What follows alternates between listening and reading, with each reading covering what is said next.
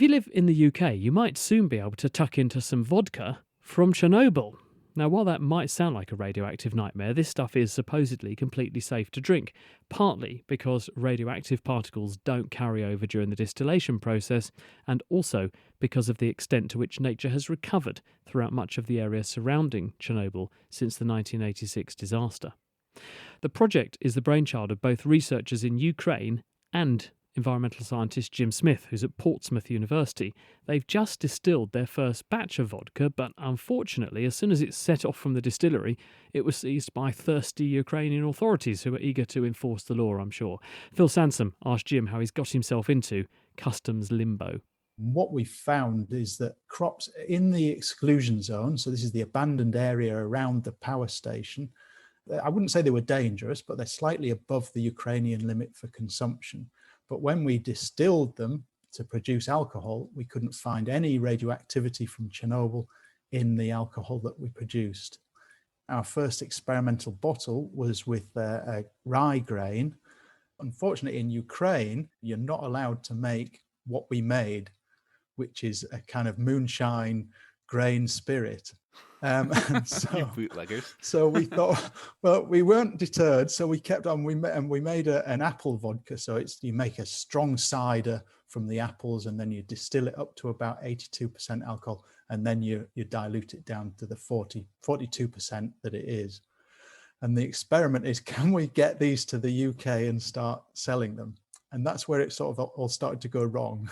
It's been blocked, hasn't it? It's not going to make it to the UK as it currently stands. That it was about to leave the distillery to get on a lorry, to get on a boat to come to the UK, and it was seized by the Ukrainian authorities. Oh no. And we're not still 100% sure why.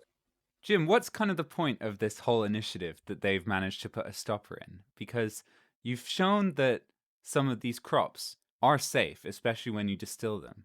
Are you making a scientific point? Are you trying to make a buck off the Chernobyl name, or is there something broader going on? We're trying to do lots of things, actually. I mean, we're scientists. We've been studying, so I've been studying Chernobyl since 1990.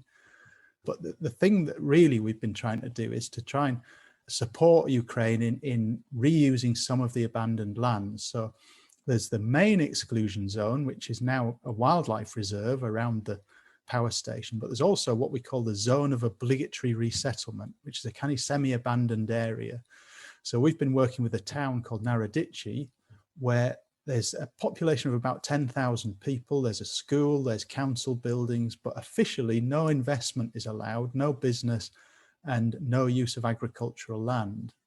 So unemployment is about 50% in Narodici. And we think, as scientists, we've developed a protocol with our Ukrainian colleagues saying, what do you need to do to show that this land can be used again? So you're trying to help partly the people in places like Narodici outside Chernobyl. Yeah. We've set up a social enterprise called the Chernobyl Spirit Company. And if we ever make a profit, then 75% of those profits will go back to the local communities that were affected by the disaster. Obviously, people are still going to be a little bit concerned seeing, this is vodka that comes from Chernobyl. So can you give me some actual radiation comparisons? What kind of dose am I getting from, say, the apples and from your vodka? We didn't measure all the apples, but we measured some of them, and they came at about 2 becquerels per kilogram of radioactive cesium, which is incredibly low. It's less than a dental X-ray. If you would eat a kilogram of those, certainly an awful lot less than you would get if you flew on an aeroplane from London to Kiev. So it's really insignificant, and it's certainly well below what's considered the safe limits. The apple spirit that we made, we haven't finished doing the measurements. So when they get to the UK, we'll finish the measurements, but we're expecting not to find anything. Wow. Any Chernobyl radioactivity in the apples. Only carbon-14, which is a natural radioactive element that's found in all food products.